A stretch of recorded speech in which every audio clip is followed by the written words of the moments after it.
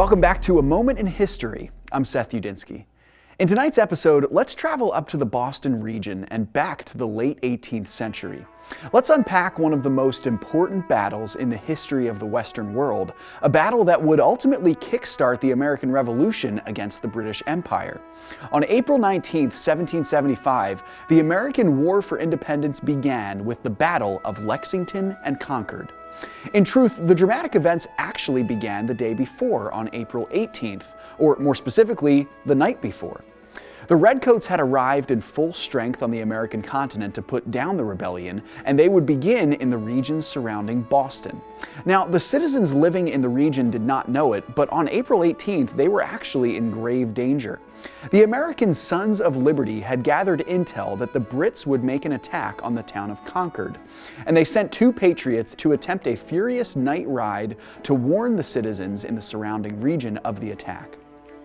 The two riders were a tanner named William Dawes and a silversmith named Paul Revere. Reveres Ride would become the stuff of legend, but contrary to the stories, he most likely did not ride through the town shouting, "The Redcoats are coming! The Redcoats are coming!" To protect the secrecy of the mission, he would have tried to be as discreet as possible. When he was not on his horse, he most likely would have crept through the dark streets from home to home, quietly sharing the secret intel with the resident colonials so they could assemble to fight.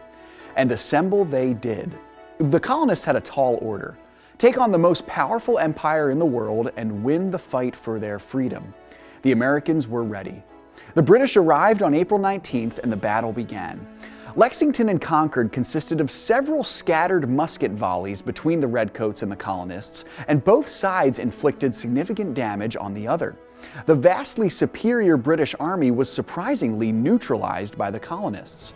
The Americans used their home field advantage to surprise the Redcoats within the forest and hills surrounding Boston. Despite an overall lack of training and marksmanship, the colonists brought heavy damage on the British. Now, historians debate whether there was a clear winner from the Battle of Lexington and Concord, as both sides inflicted significant damage on the other, but the fact that the Americans held their ground and withstood the Redcoat attack was a huge victory in itself. Lexington and Concord would give them the confidence they needed to stand up to the British Empire and, after 8 grueling years, finally win their independence in 1783. Thanks so much for joining me once again for A Moment in History.